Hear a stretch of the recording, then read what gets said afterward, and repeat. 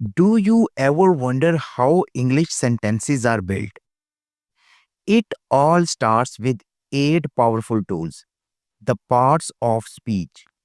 In this video, we'll break down each part with clear definitions, simple examples, and tips to help you speak and write better English. Whether you are a beginner or brushing up your skills, this is your ultimate guide. So, let's dive in and master the eight parts of speech together.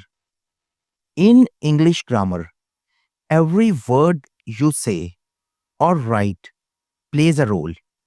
Just like actors in a movie, words have different jobs, and these jobs are called parts of speech. There are eight parts of speech in total, and together they form the foundation of every sentence you speak or hear.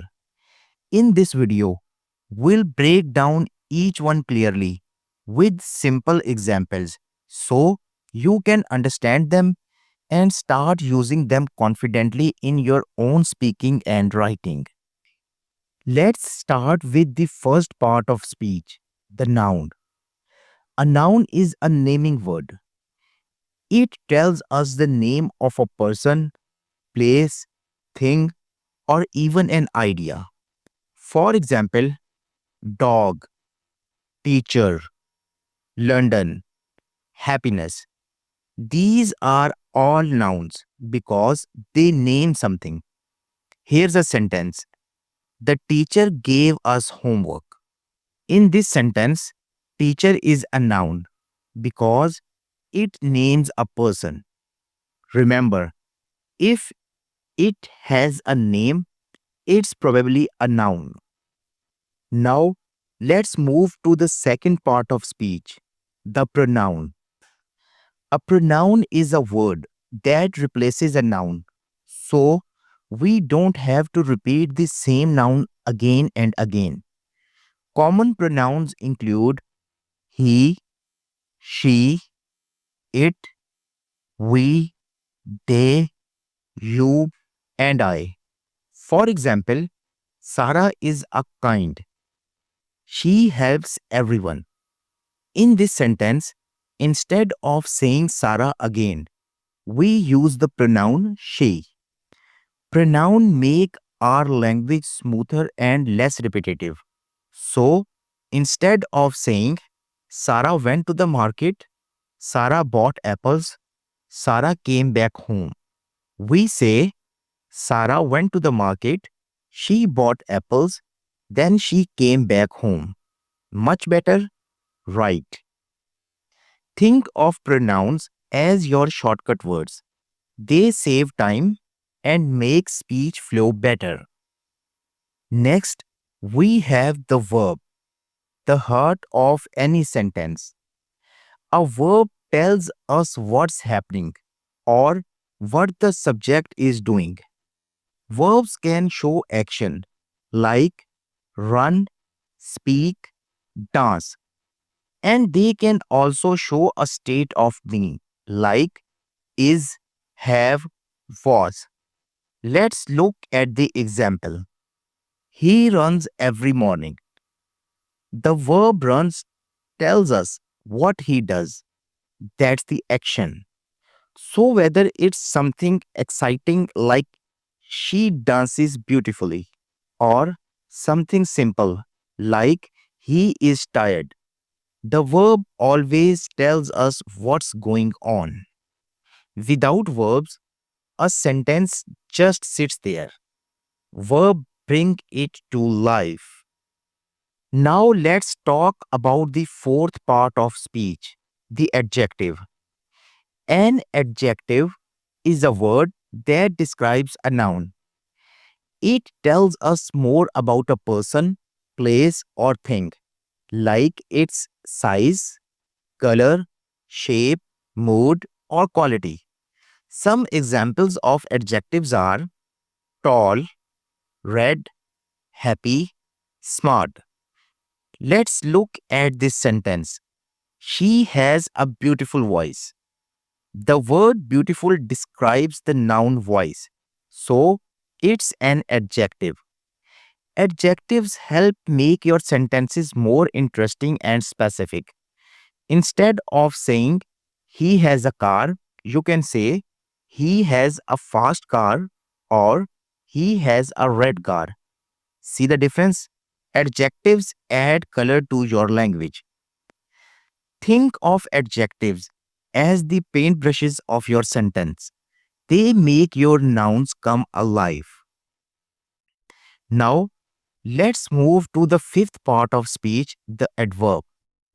An adverb is a word that tells us how, when, where, or to what extent something happens. It can describe a verb, an adjective, or even another adverb. Some common adverbs are quickly, very, well, always. For example, he speaks fluently.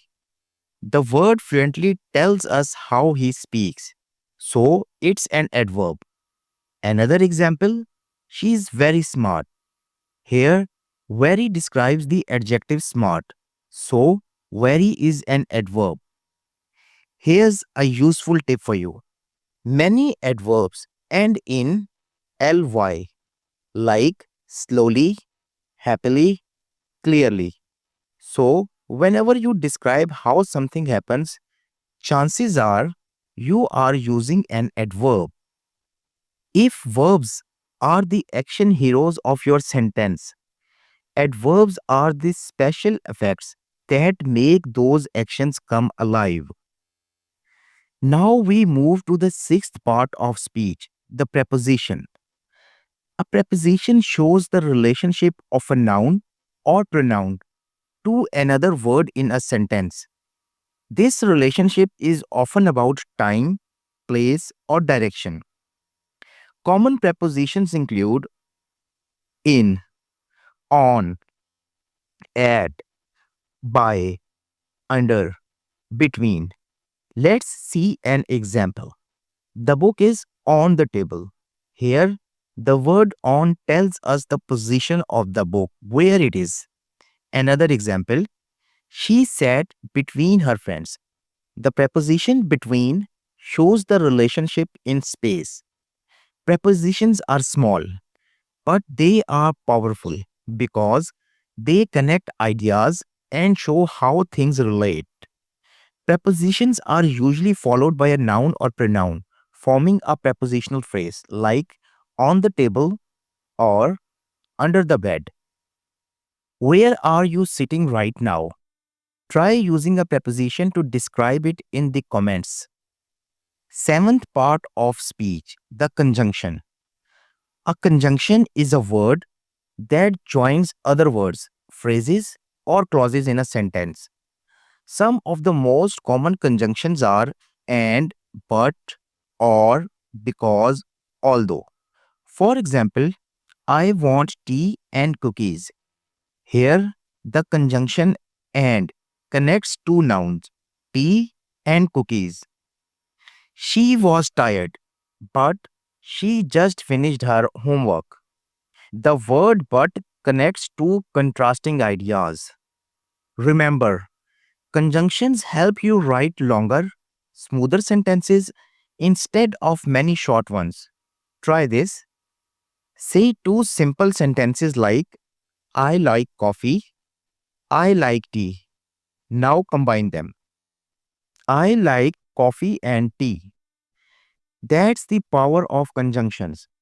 They help your ideas flow better. Comment your favorite snack and drink using and. For example, I love burgers and lemonade. Finally, we have the eighth part of speech, the interjection. An interjection is a short word or phrase that expresses strong emotion. It can show surprise, joy, pain, excitement, fear, and more. Some common interjections are wow, oh no, hooray, ouch. For example, wow, that was amazing. Or Ouch, that really hurt.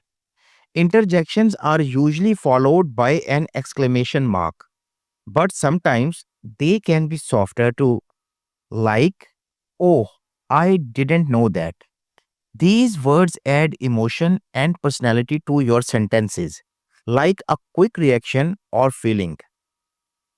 Try this. Imagine someone just won a prize. You might say, hooray, you did it.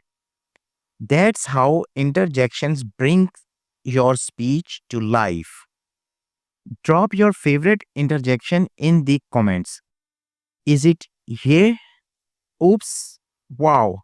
Let me know. Let's quickly recap the 8 parts of speech, the building block of English grammar. Noun names a person, place, thing, or idea. Pronoun replaces a noun to avoid repetition. Verb shows action or state of being. Adjective describes a noun. Adverb describes a verb, adjective, or another adverb.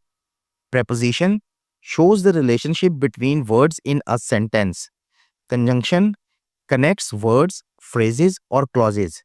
Interjection expresses strong emotion or reaction. Each part of speech plays an important role in a sentence. Master these 8 categories and you'll speak, write, and understand English much more confidently. Which part of speech do you find the easiest or most fun? Comment below. Great job. Now you have learned the 8 parts of speech, the building blocks of every English sentence.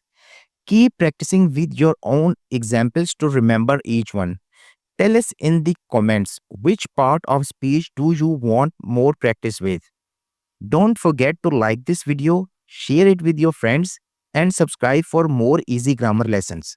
Hit the bell icon so you never miss a tip to improve your English fluency. Thanks for watching. See you in the next lesson.